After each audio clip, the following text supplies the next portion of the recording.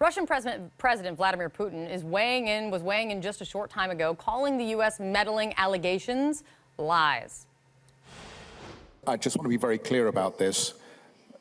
You and the Russian government did never try to influence the outcome of the U.S. presidential election, and there will be no evidence found.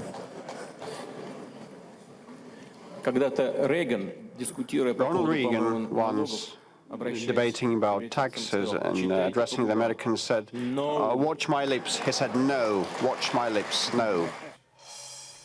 Of course, just a fact check of Vladimir Putin. Of course, it was not Ronald Reagan. It was President George H.W. Bush who said, read my lips, no new taxes. And of course, then he did raise taxes, but I digress. Let me bring in White House correspondent Sarah Murray for much more on all this. Sarah, you've got some important new information on what's behind the president's kind of fading hopes of restarting this relationship with Putin. What's going on?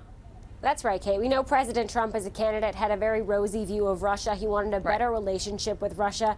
Now we're being told by administration officials that those hopes are beginning to fade. They were initially hoping for some kind of grand bargain, something to deal with Ukraine, to deal with Syria, to deal with combating ISIS. But now the president is sort of feeling a little bit more glum about the opportunity to do that. It's not necessarily because his view of Vladimir Putin has changed, but because he just feels like the climate is not favorable to actually accomplishing a good deal. He feels like there's too much media scrutiny surrounding Russia right now, combined with the House probe, the Senate probe, the FBI looking into Russia's meddling in the election, and also the Trump campaign contacts with suspected Russian officials. And so that sort of takes them back to the drawing board. It doesn't mean that it's off the table, that there won't ever be any kind of negotiations with Russia, but we're told that that's kind of on the back burner for now. It's also worth noting that the president has not yet met face-to-face with Vladimir Putin. Putin said today that he hoped maybe they could do that on the sidelines of the Arctic conference coming up later this summer.